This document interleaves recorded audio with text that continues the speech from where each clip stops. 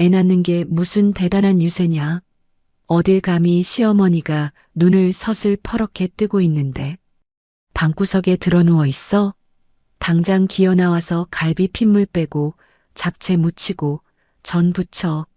우리 때는 배가 이만하게 불러도 시부모 밥상 다 지어 바쳤어.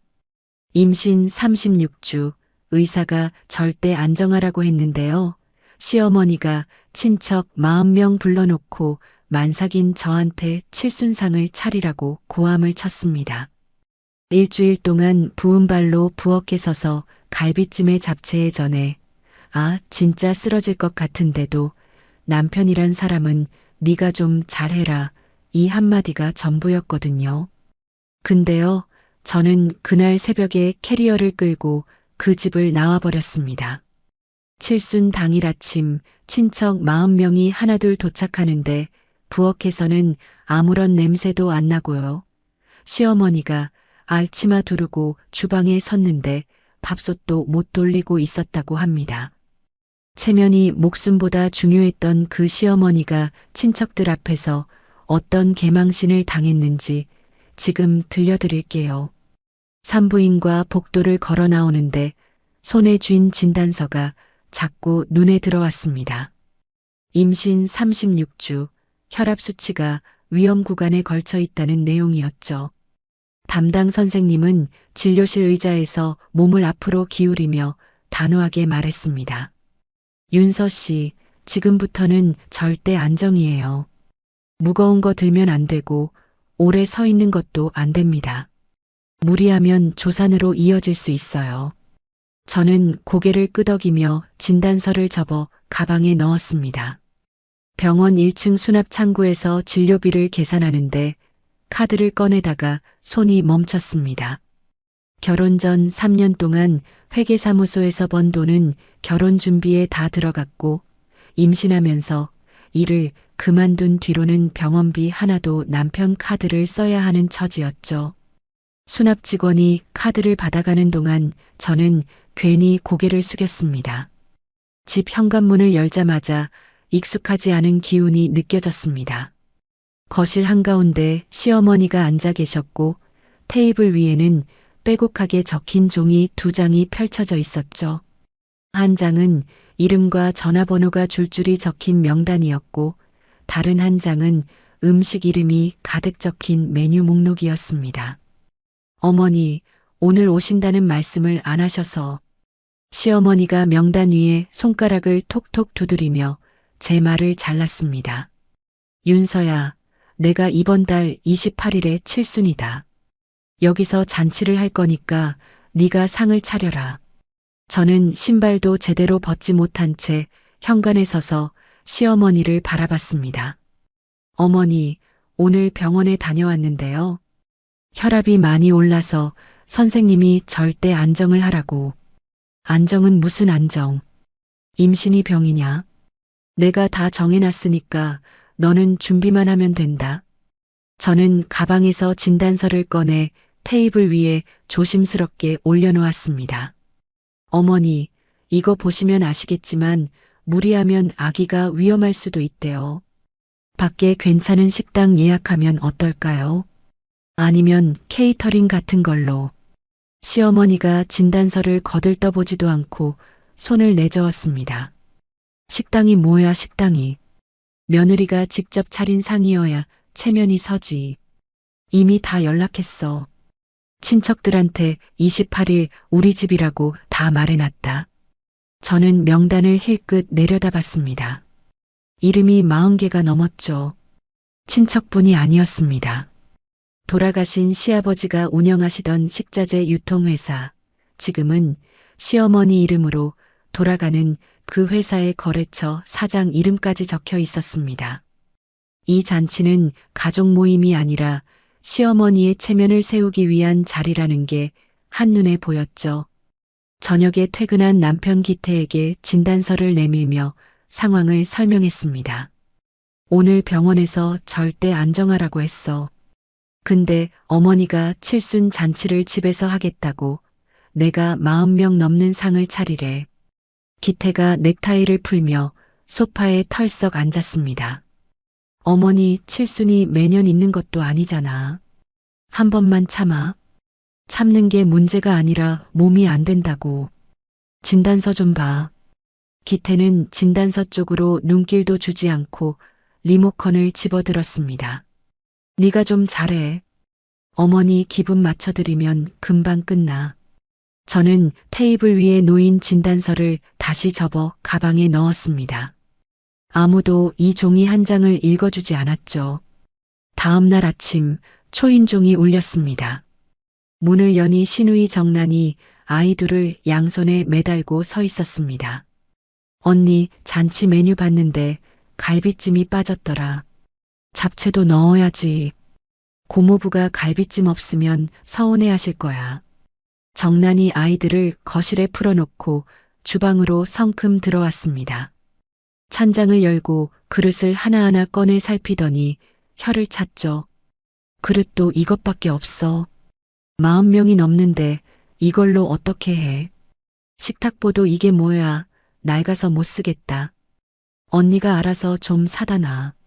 정란아, 나 지금 만삭이라 장 보는 것도 힘든데 네가 좀 도와줄 수 있어? 정란이 거실에서 소파 쿠션을 빼는 아이를 잡으러 뛰어가며 손을 내저었습니다. 나는 애들 때문에 손 하나 까딱할 수가 없어, 언니. 메뉴 추가하고 그릇 좀 맞춰놔. 응. 정란이 아이들을 데리고 나간 뒤 저는 부엌 의자에 앉아 배를 감쌌습니다. 배가 돌덩이처럼 단단하게 뭉쳤죠. 그날 오후 거실에서 시어머니의 웃음소리가 들렸습니다. 동네 친구 두 분을 집에 부르셔서 차를 마시고 계셨죠. 저는 방에서 쉬고 있었는데 시어머니 목소리가 벽을 뚫고 들어왔습니다. 우리 며느리가 이번에 칠순상 직접 차린다니까. 요즘 며느리들이 어디 그래. 내가 복이 있지. 어머나 만삭인데 대단하다. 그러니까 며느리 하나는 잘 들어왔어. 저는 침대 끝에 앉아 두 손으로 무릎을 짚었습니다. 체면을 세우는 도구, 딱 그것이었죠. 가슴 한가운데가 싸하게 식어내리는 것을 느꼈습니다. 밤 11시가 넘어서 친정엄마에게 전화를 걸었습니다. 목소리가 떨리지 않게 애를 썼지만 소용이 없었죠. 엄마, 시어머니가 칠순 잔치를 집에서 하신대. 내가 40명 넘는 상을 차려야 해. 친정엄마가 한참 아무 말 없다가 낮은 목소리로 물었습니다. 윤서야, 너 만삭인데 그걸 어떻게 해? 몸은 괜찮아. 괜찮아, 엄마. 한 번만 하면 되니까. 안 되겠으면 언제든 와. 알았지. 응, 괜찮아. 전화를 끊고 나서 한참을 천장을 바라봤습니다. 며느리의 돌이라는 말이 머릿속을 빙빙 돌았죠. 저는 이불을 끌어올리고 눈을 감았습니다. 잠이 오지 않았습니다. 잔치 일주일 전부터 장을 보기 시작했습니다. 만삭의 배를 안고 마트 카트를 미는데 카트 안에 쌓이는 식재료만큼 발목이 부어올랐죠. 소갈비 5근, 잡채 재료, 전 부칠 부침가루와 각종 나물, 해물탕 재료까지. 장바구니 4개를 양손에 나눠들고 택시를 타고 집에 돌아오면 현관에서부터 주방까지 걸어가는 것조차 숨이 찼습니다. 그날부터 매일 부엌에 섰습니다. 부은 발을 질질 끌며 밑반찬을 만들고 잡채 당면을 삶고 나물을 데쳐서 무쳤죠. 기태는 야근이라며 매일 밤 11시가 넘어 들어왔고 시어머니는 주방에 들어오셔서 국물을 한 숟갈 떠 맛보시고는 고개를 저었습니다. 싱거워. 다시 해. 저는 대답 대신 소금통을 집어들었습니다. 잔치 3일 전 마트에서 남은 장을 보고 있었습니다. 해물탕에 넣을 조개를 고르는데 갑자기 눈앞이 하얘졌죠. 바닥이 흔들리는 것 같았고 배 아래쪽에서 칼로 찌르는 듯한 통증이 올라왔습니다. 저는 조개 봉지를 놓치고 그 자리에 쪼그려 앉았죠. 괜찮으세요? 사모님 괜찮으세요? 옆에 있던 아주머니가 제 등을 잡아주셨고 마트 직원이 달려왔습니다. 저는 간신히 고개를 끄덕이며 괜찮다고 했지만 다리에 힘이 없어서 혼자 일어나지 못했죠. 직원이 부축해서 마트 밖 벤치까지 데려다 주었고 거기서 택시를 잡아 집으로 돌아왔습니다. 현관문을 열고 들어서는데 시어머니가 거실 소파에서 텔레비전을 보고 계셨습니다.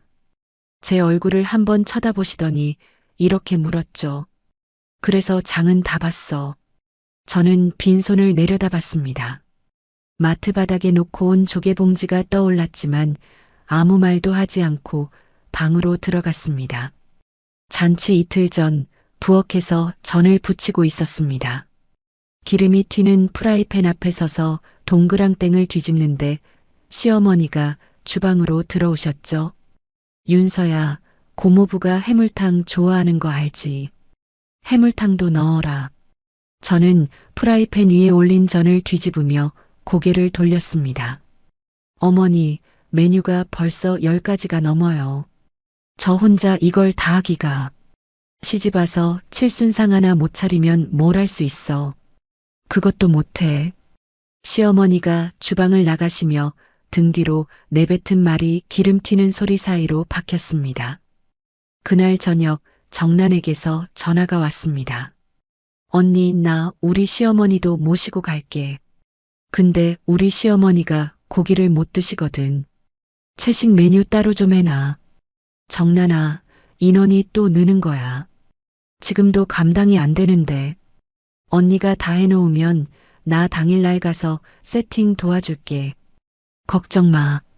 정란이 전화를 끊었습니다. 저는 전화기를 식탁 위에 내려놓고 메뉴 목록을 다시 펼쳤죠.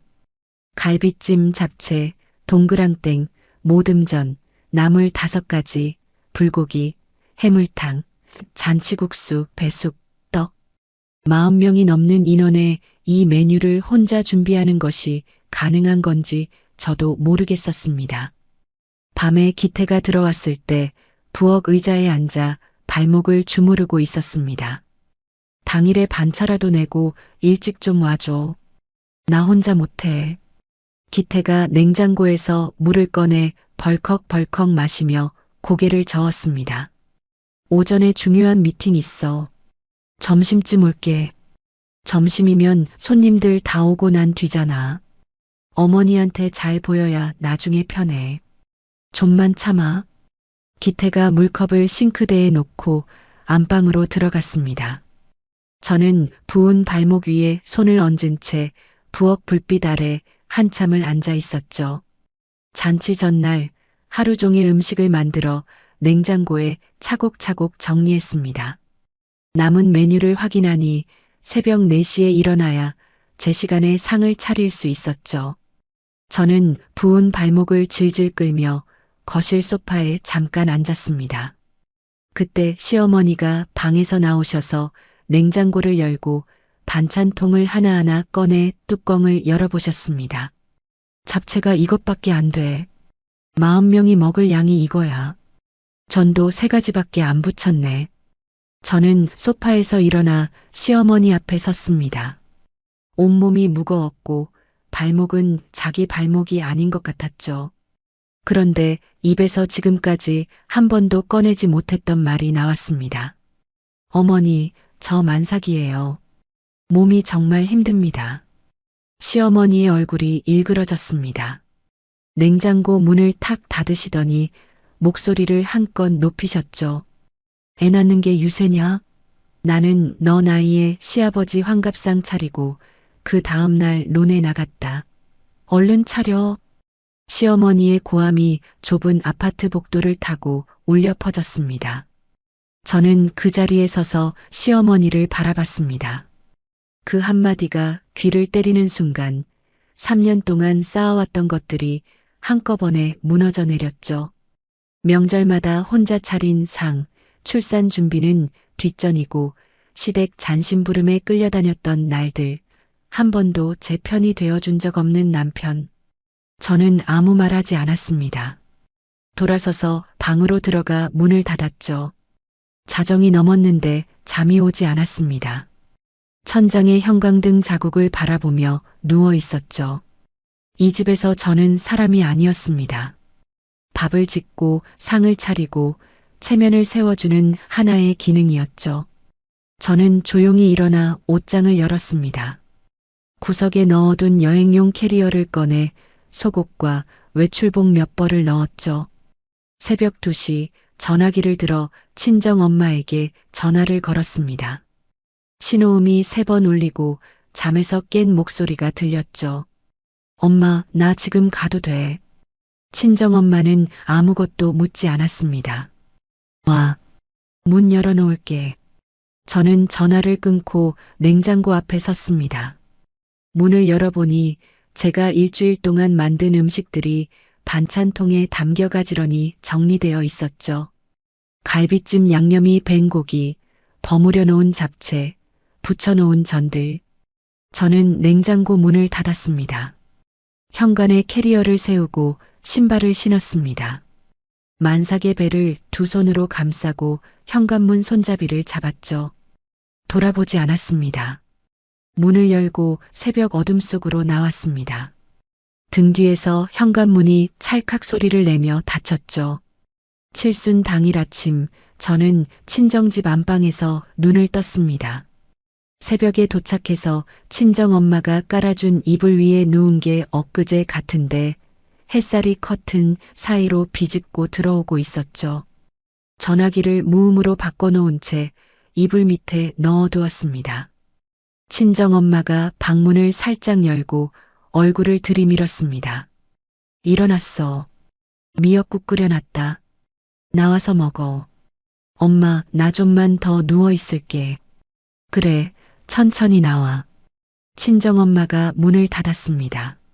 저는 이불 속에서 배를 감싸 안고 눈을 감았죠.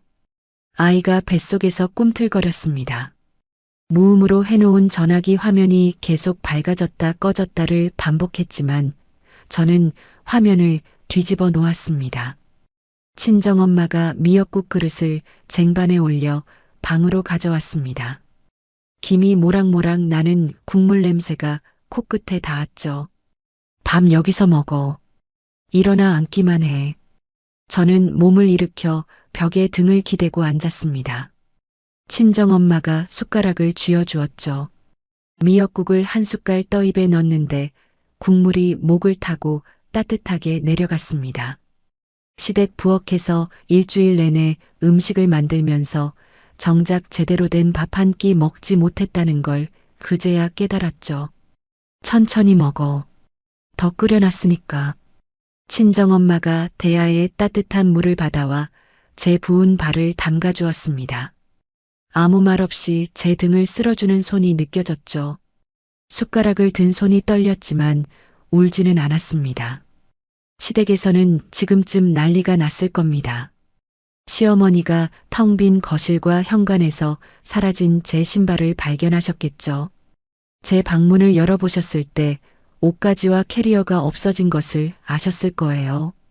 냉장고에는 반만 완성된 음식들만 그대로 남아 있었을 겁니다. 시어머니가 기태를 흔들어 깨우셨겠죠. 기태가 제 전화로 수십 통을 걸었을 거예요. 하지만 제 전화기는 이불 밑에서 무음으로 화면만 깜빡이고 있었습니다. 오전 10시가 넘으면 친척들이 하나둘 도착하기 시작했을 겁니다. 현관에 신발이 줄지어 늘어서는데 주방에서는 아무런 음식 냄새도 나지 않았겠죠. 시어머니가 앞치마를 두르고 주방에 서셨겠지만 평소 부엌일을 해본 적이 없으시니 어디서부터 손을 대야 할지 모르셨을 거예요. 정난이 헐레벌떡 도착해서 주방에 들어섰겠지만 정난 역시 요리를 할 줄 몰랐겠죠. 둘이서 냉장고를 열었다 닫았다 하는 사이에 거실에서는 친척들의 수군거림이 점점 커졌을 겁니다. 기태가 주방 구석에서 전화기를 붙들고 근처 식당마다 전화를 돌렸겠지만 주말 점심에 예약도 없이 40명 가까운 음식을 구하기는 어려웠을 거예요.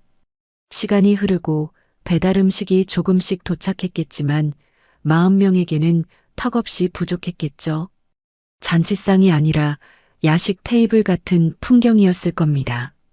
친척들 사이에서 며느리는 어디 갔느냐는 질문이 터져 나왔을 거예요.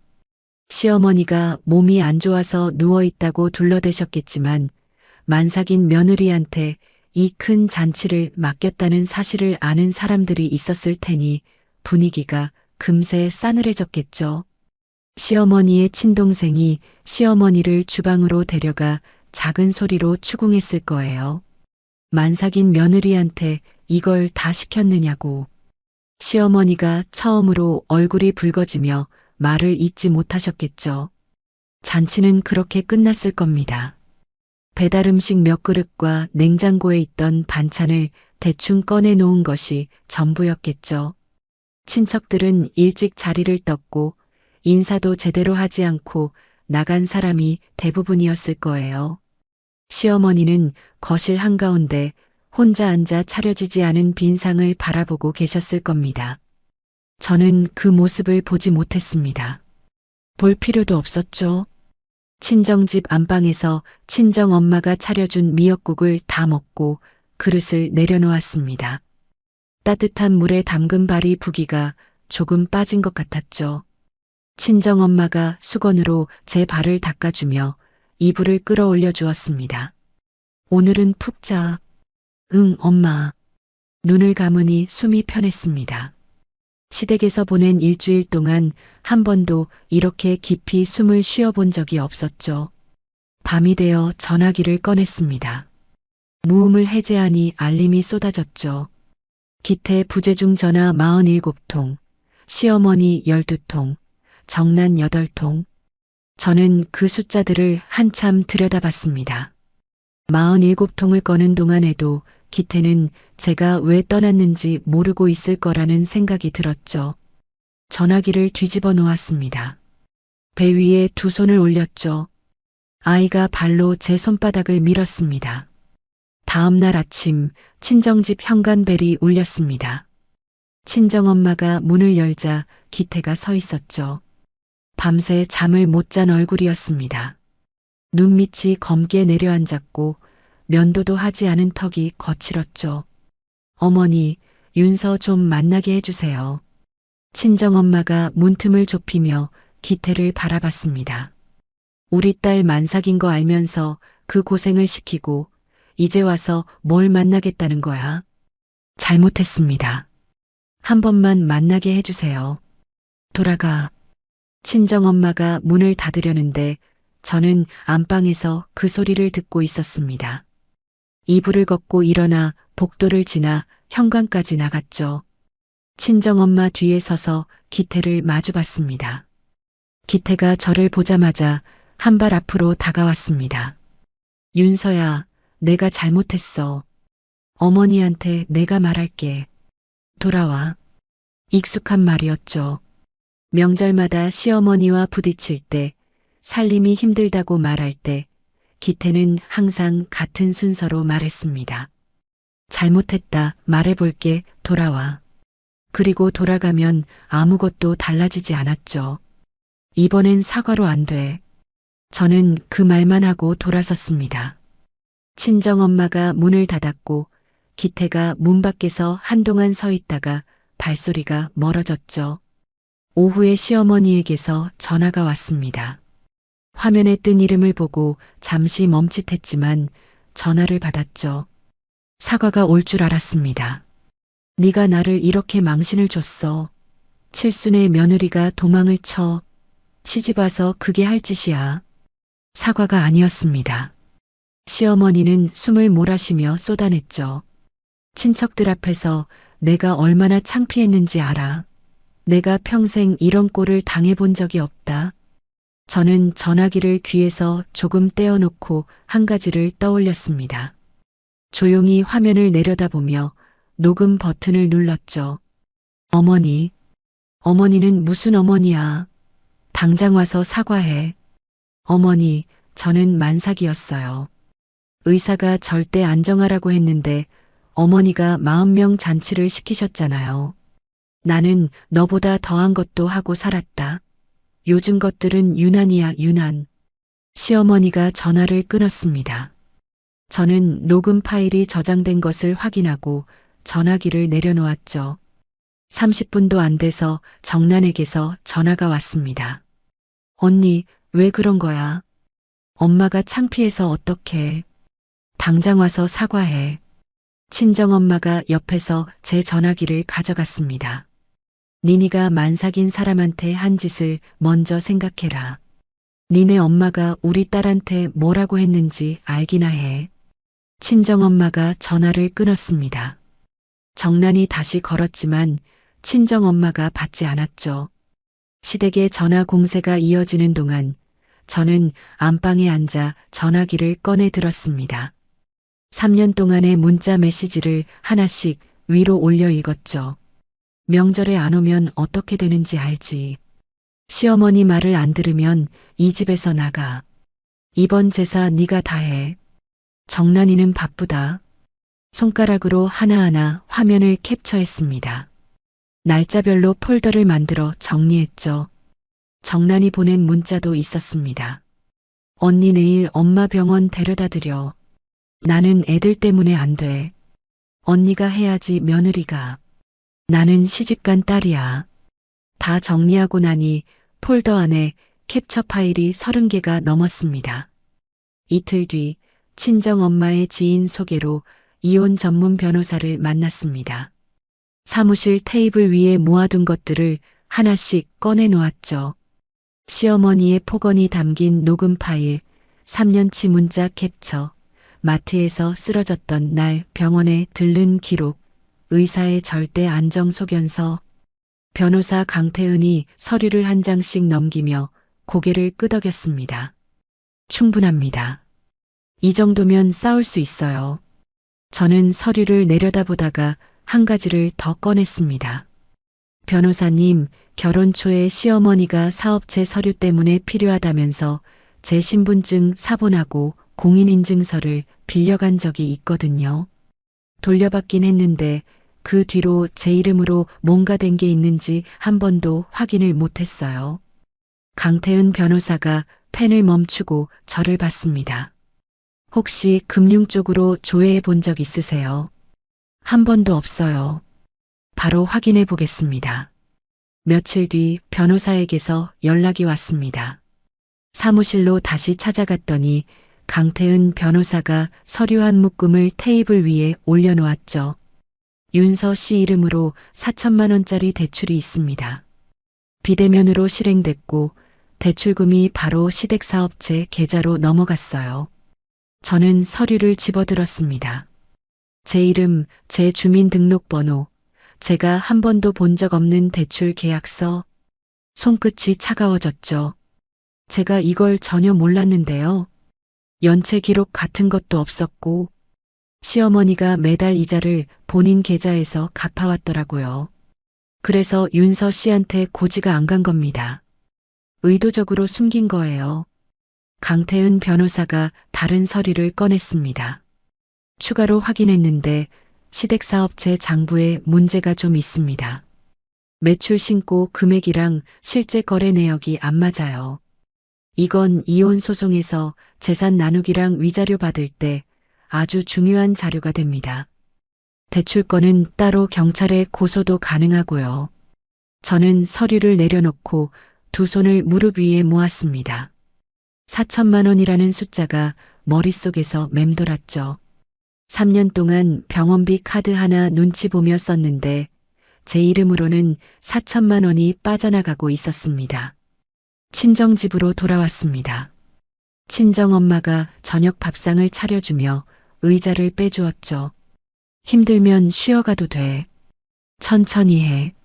저는 젓가락을 들며 친정엄마를 바라봤습니다. 엄마, 나 이거 끝까지 할 거야. 뱃속에서 아이가 세게 발길질했습니다. 저는 배 위에 손을 얹고 밥을 한 숟갈 떴죠. 2주 뒤 변호사를 통해 기태에게 이혼 의사를 공식으로 전달했습니다. 그날 저녁 기태에게서 전화가 왔죠. 진짜 이혼까지 할 거야. 네가 지금 무슨 짓을 하는 건지 알아. 변호사한테 연락해. 윤서야, 생각 좀 해봐. 우리가 결혼한 지가 몇 년인데. 저는 전화를 끊었습니다. 시어머니에게 소식이 전해지자 기태의 전화기가 쉴 새 없이 울렸을 겁니다. 시어머니는 기태에게 절대 이혼해주지 말고 재산 한 푼도 못 가져가게 하라고 지시했겠죠. 기태는 어머니의 말대로 합의 이혼을 거부했고 제 변호사에게 재산 분할은 없다는 입장을 통보해 왔습니다. 강태은 변호사가 전화로 그 내용을 전해주며 담담하게 말했죠. 예상했던 반응이에요. 재판으로 가면 됩니다. 증거는 충분하니까 걱정 마세요. 예정일이 코앞이었습니다. 낮에는 친정 엄마와 함께 아기 옷을 정리하고 저녁에는 변호사와 전화로 소송 준비를 했죠. 배는 하루가 다르게 무거워졌고 밤마다 허리가 끊어질 것 같았습니다. 친정 엄마가 매일 밤 제 허리에 핫팩을 대주며 옆에 앉아 있어줬죠. 어느 날 밤 이불 속에서 잠을 자다가 배가 뭉치는 느낌에 눈을 떴습니다. 시계를 보니 새벽 1시였죠. 통증이 왔다가 사라지고 또 왔습니다. 간격이 점점 좁아졌죠. 엄마. 친정엄마가 방문을 열고 들어왔습니다. 제 얼굴을 보더니 바로 알아챘죠. 가방 어딨어? 병원 가자. 친정엄마가 미리 싸둔 출산 가방을 들고 저를 부축해 현관을 나섰습니다. 택시 안에서 진통 간격을 세는 동안 친정엄마가 제 손을 꼭 잡고 있었죠. 병원에 도착해서 분만실에 들어갔습니다. 12시간이 걸렸죠. 새벽 3시 47분 3.2kg의 딸이 태어났습니다. 간호사가 아이를 제 가슴 위에 올려주었습니다. 작고 붉은 얼굴, 꽉 쥔 주먹, 세상에 나오자마자 힘차게 우는 소리. 저는 아이의 등을 감싸 안으며 떨리는 손으로 머리를 쓸어주었죠. 분만실 밖에서 친정엄마가 눈물을 훔치고 있다고 간호사가 말해주었습니다. 이틀 뒤 기태가 병원에 찾아왔습니다. 간호사가 와서 남편분이 오셨는데 들여보내도 되냐고 물었죠. 안 만날 거예요. 기태는 면회를 하지 못하고 신생아실 유리창 앞에 한참 서 있다가 발길을 돌렸다고 간호사가 전해주었습니다. 그런데 로비에서 소란이 들렸죠. 내 손주를 내가 보겠다는데 왜 막아? 할머니가 손주를 보겠다는 게 뭐가 잘못이야? 시어머니가 같이 오셨던 겁니다. 간호사 2명이 시어머니를 제지하며 산모분이 면회 거부 의사를 밝히셨습니다. 보호자 동의 없이는 안 됩니다라고 설명하는 소리가 복도까지 울렸죠. 저는 병실 침대에 누워 아이를 안은 채 복도 쪽 소란을 들었습니다. 아이가 깨지 않게 등을 토닥이며 눈을 감았죠. 산후조리원에 들어간 뒤 외출 시간을 이용해 강태은 변호사 사무실을 찾았습니다. 변호사가 서류 묶음을 테이블 위에 펼쳤죠. 시댁사업체 쪽 조사가 끝났어요. 매출을 빼돌린 금액이 꽤 큽니다. 세금 신고 내역이랑 실제 돈 흐름이 완전히 달라요. 이건 이혼 소송이랑 별개로 세무서에 신고할 수 있습니다. 저는 서류를 한 장씩 넘겼습니다. 숫자들이 빽빽하게 적혀 있었지만 회계사무소에서 3년간 일한 경력 덕에 흐름이 읽혔죠. 빠져나간 돈의 규모가 눈에 들어왔습니다. 세무신고까지 하면 사업체가 큰 타격을 받을 수 있는데 어떻게 하시겠어요? 저는 서류를 내려놓고 변호사를 바라봤습니다. 다 해주세요. 이혼 소송이랑 세무신고 둘 다요. 강태은 변호사가 고개를 끄덕이며 펜을 들었습니다. 알겠습니다. 바로 진행하겠습니다. 시댁에서는 칠순 망신 사건 이후 친척들 사이에 이야기가 퍼져 있었죠. 만삭 며느리한테 40명 잔치를 시켰다더라. 며느리가 떠났는데 밥도 못 차렸다더라. 시어머니가 사촌 언니에게 전화해 다 거짓말이라고 해명했지만 돌아온 대답은 달랐을 겁니다. 명자야, 네가 잘못한 거 맞잖아. 만삭이 내한테 그걸 시키면 어떡해. 시어머니는 전화를 끊고 거실에 앉아 있었겠죠. 그리고 그 분노를 기태에게 쏟아냈을 겁니다. 내 마누라 하나 관리를 못하니까 내 인생이 이 꼴이 된 거 아니야? 기태는 어머니와 저 사이에서 양쪽 모두에게 비난을 받으며 점점 지쳐갔겠죠. 산후조리원 창가 흔들의자에 앉아 아이에게 젖을 물렸습니다. 아이가 작은 입으로 힘주어 빠는 소리가 고요한 방 안에 가득 찼죠. 소은이라고 이름을 지었습니다. 창밖으로 오후 햇살이 들어왔고 저는 소은이의 볼을 손가락 끝으로 쓸어주었죠. 조리원에서 보내는 2주는 시댁에서 보낸 3년과 전혀 다른 시간이었습니다. 아무도 소리를 지르지 않았고 아무도 저에게 상을 차리라고 하지 않았죠. 잠든 소은이의 얼굴을 내려다보며 저는 작은 소리로 말했습니다. 엄마가 꼭 지킬게. 산후조리원을 나온 뒤 2달이 지났습니다. 이혼 소송 첫 재판이 열리던 날 저는 친정엄마에게 소은이를 맡기고 법원으로 향했죠. 법정 안에서 기태와 마주쳤습니다. 양복을 차려입었지만 눈 밑에 짙은 그늘이 져 있었고 얼굴이 2달 전보다 훨씬 야위어 있었죠. 기태가 저를 한번 바라봤지만 저는 시선을 돌려 강태은 변호사 옆에 앉았습니다. 강태은 변호사가 준비한 증거 자료를 법정에 제출했죠. 시어머니의 폭언 녹음 파일, 만삭 상태에서 잔치 준비를 강요당한 정황이 담긴 문자들, 마트에서 쓰러진 날의 병원 기록, 의사의 절대 안정 소견서, 그리고 제 이름으로 몰래 실행된 4천만 원 대출 서류. 기태 쪽 변호사가 자리에서 일어나 말했습니다. 이건 부부 사이에서 흔히 있을 수 있는 갈등입니다. 시어머니의 칠순 잔치를 도운 것을 강제 노동처럼 과장하는 것은 적절하지 않습니다. 강태은 변호사가 판사를 향해 고개를 숙이며 말했죠. 녹음 파일을 재생하겠습니다. 법정의 스피커를 통해 시어머니의 목소리가 울려 퍼졌습니다. 애 낳는 게 유세냐?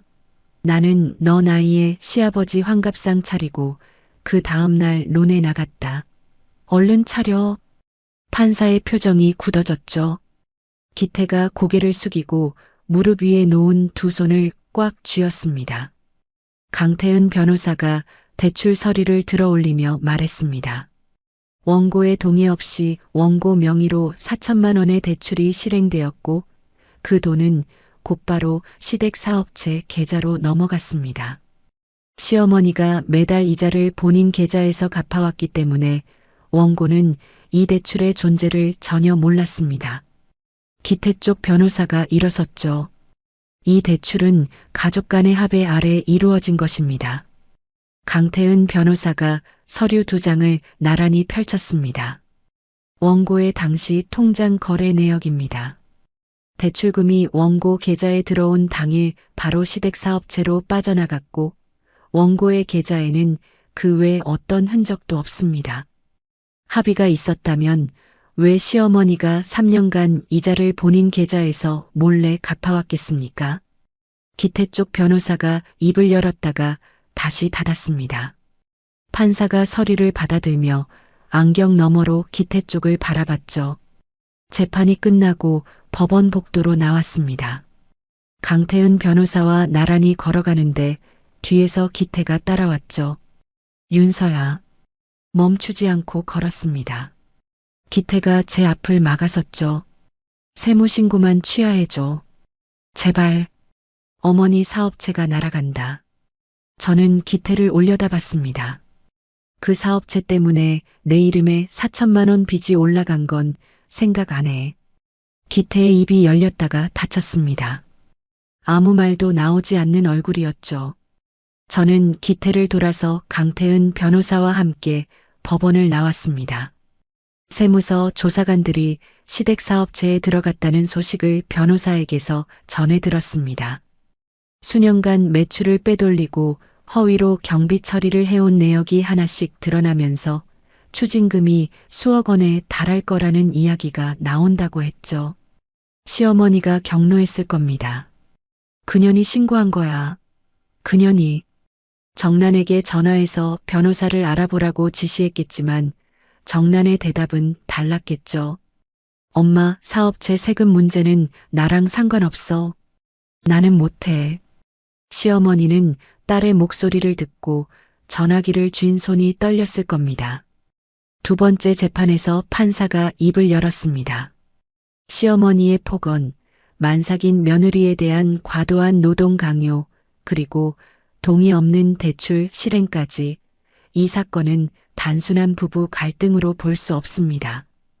재판이 끝난 뒤 기태 쪽 변호사가 기태에게 합의를 고려하라고 조언했다는 이야기가 들려왔죠. 기태가 처음으로 시어머니에게 전화를 걸어 말했을 겁니다. 엄마 때문에 다 이렇게 된 거 아니야. 시어머니는 아들의 입에서 나온 그 말에 전화기를 든 채 한동안 아무 소리도 내지 못했겠죠. 최종 판결이 나왔습니다. 양육권은 제게 왔고 위자료 3천만 원, 재산 분할은 6대 4로 정해졌죠. 제 이름으로 몰래 실행된 4천만 원 대출은 기태 쪽에서 갚아야 한다는 판결도 함께 나왔습니다. 판사는 판결문 마지막에 대출권에 대해 별도로 경찰에 고소할 수 있다는 내용도 덧붙였죠. 이혼 서류에 마지막 서명을 했습니다. 펜을 놓고 자리에서 일어났죠. 법원 로비를 지나 유리문을 밀고 밖으로 나왔습니다. 계단 아래에 친정엄마가 소은이를 안고 서 있었습니다. 소은이가 친정엄마 품에서 팔을 뻗으며 옹알이를 했죠. 저는 계단을 내려가 소은이를 받아 안았습니다. 끝났어, 엄마. 친정엄마가 제 어깨를 한번 두드렸습니다. 수고했다, 우리 딸. 저는 소은이를 안고 친정엄마와 나란히 법원 계단을 내려왔습니다. 이혼이 확정되고 석 달이 지났습니다. 친정엄마 집 근처에 작은 투룸을 얻어 소은이와 둘이 살기 시작했죠.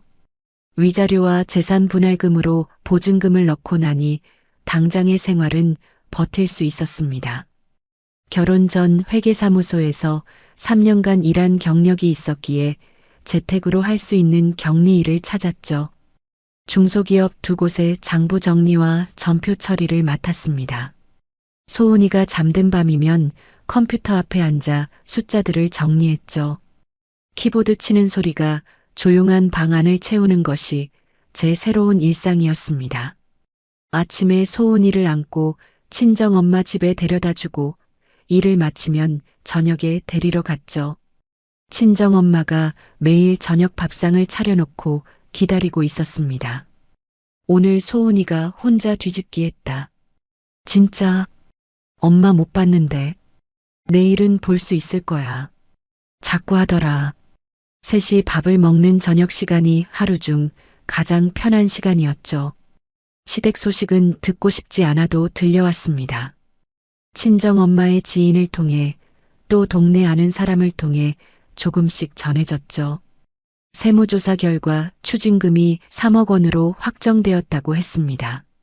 시어머니의 식자재 유통회사는 그 돈을 감당하지 못하고 문을 닫았다고 했죠. 남은 자산을 처분해야 하는 상황에 몰렸다는 이야기였습니다. 그런데 거기서 끝이 아니었다고 합니다. 정란이 시어머니 명의로 된 부동산 중 일부가 돌아가신 시아버지 유산에서 나온 것이라며 자기 몫을 달라고 나섰다고 했죠. 기태는 누나가 결혼할 때 다 받았지 않느냐며 맞섰다고 하고요. 결국 남매가 서로 변호사를 세워 법정 싸움까지 갔다는 소식이었습니다. 전해주는 사람의 말로는 시어머니가 내가 살아있는데 유산 싸움이냐며 소리를 질렀지만 정란도 기태도 물러서지 않았다고 했죠. 정란은 사업을 말아먹은 건 엄마 탓이라고 했고 기태는 누나도 한 번도 도와준 적 없다고 받아쳤다고 합니다. 가족이 안에서부터 갈라지고 있었던 거죠. 이혼 후 8개월쯤 지났을 때 기태가 직장 후배와 재혼했다는 소식이 들려왔습니다. 친정엄마가 저녁을 먹다가 조심스럽게 말했죠. 기태가 재혼했다더라. 이혼한 지 얼마나 됐다고 벌써. 저는 소은이 이유식 그릇에 담긴 당근을 으깨며 고개를 끄덕였습니다. 그래. 넌 괜찮아. 응. 소은아, 입 벌려. 소은이가 입을 벌리고 숟가락을 받았죠. 기태의 재혼 소식에 가슴이 뛰거나 눈물이 나거나 하지 않았습니다. 당근을 한 숟갈 더 으깨서 소은이 입에 넣어 주었죠. 기태의 새 아내는 시어머니와 함께 살기 시작했다고 합니다. 한 달쯤 지나서 시어머니의 간섭이 시작되었다고 하죠. 소식을 전해준 사람 말로는 시어머니가 새 며느리에게도 예전과 똑같이 하셨다고 합니다. 며느리 버릇이 없다. 음식간이 안 맞는다. 시어머니한테 그런 식으로 말하면 안 된다. 석 달을 채 버티지 못하고 새 아내가 짐을 싸서 나갔다고 했죠. 나가면서 남긴 말이 동네에 퍼졌다고 합니다. 전 아내가 왜 떠났는지 이제 알겠다고 했다더군요. 그 말을 전해 들었을 때도 저는 별다른 감정이 없었습니다. 당연한 결과였으니까요. 재혼에 실패한 뒤 기태는 술에 기대기 시작했다고 합니다.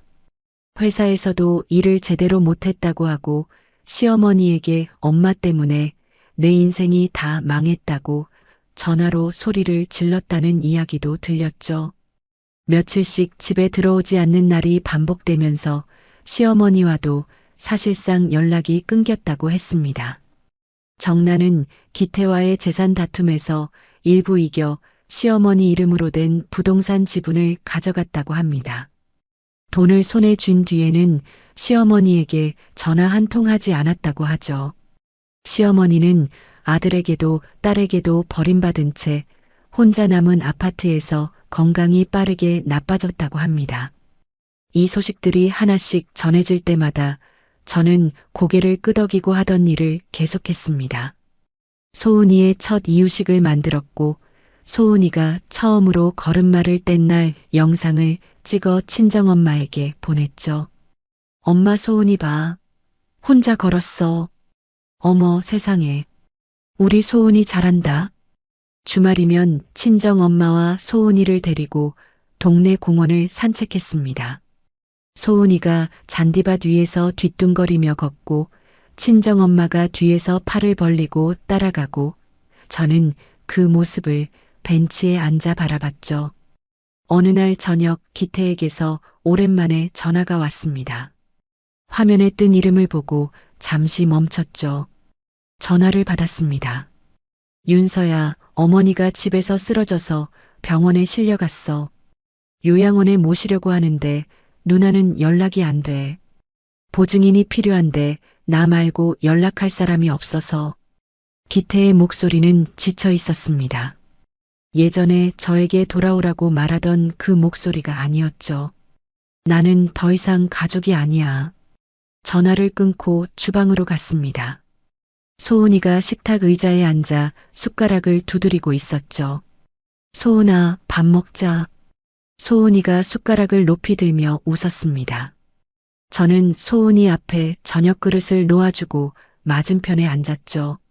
3년이 지났습니다. 35이 되었고 재택으로 시작한 격리일이 경력으로 자리를 잡아 회계관리팀장이 되었죠. 4살이 된 소은이는 친정엄마 집 근처 어린이집에 다녔습니다. 아침에 소은이를 어린이집에 데려다주고 낮에는 사무실에서 일하고 저녁에는 소은이를 데리러 가서 친정엄마 집에 들렀죠. 셋이 둘러앉아 밥을 먹는 것이 매일 반복되는 풍경이었고 저는 그 반복이 좋았습니다. 시댁 소식은 더 이상 제게 닿지 않았습니다. 들으려고 하지도 않았고 전해주는 사람도 없었죠. 그런데 어느 토요일 오후 동네 마트에서 장을 보다가 낯익은 얼굴을 마주쳤습니다. 과일 매대 앞에서 사과를 고르고 있는데 옆에서 누군가 제 이름을 불렀죠. 윤서 씨. 고개를 돌리니 기태의 외사촌 형수였습니다. 칠순 잔치 그날 만삭인 사람한테 이걸 시킨 거냐고 물었던 분이었죠. 형수가 장바구니를 옆으로 밀며 반갑게 웃었습니다. 어머, 정말 오랜만이다. 잘 지내? 네, 형수님. 잘 지내요. 아기는 많이 컸겠다. 네, 벌써 4살이에요. 형수가 고개를 끄덕이며 잠시 뜸을 들이더니 조심스럽게 입을 열었습니다. 혹시 시댁 소식 들었어? 아니요. 전혀 못 들었어요. 시어머니가 결국 요양원에 들어갔어. 혼자 집에서 버티다가 몸이 안 좋아져서 형수가 목소리를 낮추며 말을 이었죠. 기태는 지방으로 내려갔대. 서울에서 회사도 그만두고 혼자 산다더라. 정란이는 재산 정리하고 나서 연락을 아예 끊었대. 시어머니한테도 기태한테도. 저는 형수의 말을 들으며 사과 봉지를 장바구니에 넣었습니다. 오래전에 이사를 간 동네 소식을 듣는 것 같았죠. 한때 제가 살았던 곳인데 지금은 아무런 연결도 남아있지 않은 먼 곳의 이야기였습니다. 그래요. 형수님 알려주셔서 감사해요. 형수에게 가볍게 인사를 하고 장바구니를 밀며 매대로 돌아갔습니다. 소은이가 좋아하는 딸기가 제철이라 한 팩 더 집어넣었죠. 며칠 뒤 평범한 저녁이었습니다. 소은이와 식탁에 마주 앉아 친정 엄마가 보내준 된장찌개를 먹고 있었죠. 소은이가 숟가락으로 두부를 건져 올리다가 국물을 흘리고 저는 휴지로 식탁을 닦아주었습니다. 그때 전화기가 울렸습니다. 화면을 보니 모르는 번호였죠. 스팸인가 싶어 화면을 바라보다가 지역 번호가 눈에 들어왔습니다. 며칠 전 형수에게 들었던 요양원이 있는 그 지역의 번호였죠. 전화벨이 1번, 2번, 3번 울렸습니다. 숟가락을 든 채 화면을 내려다봤죠. 시어머니의 전화일 수 있다는 생각이 스쳤습니다.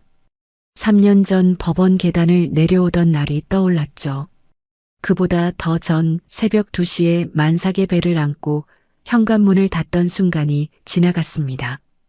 애 낳는 게 유세냐, 그 고함이 좁은 아파트 복도를 울리던 밤. 기억은 떠올랐지만 가슴이 뛰지 않았습니다. 손끝이 차가워지지도 얼굴이 달아오르지도 않았죠. 그 기억들에 더 이상 무게가 없었습니다. 저는 전화기를 조용히 내려놓았습니다. 엄마, 누구야? 소은이가 숟가락을 들고 저를 올려다봤죠. 아무도 아니야. 웃으며 소은이의 입가에 묻은 밥풀을 엄지손가락으로 닦아주었습니다.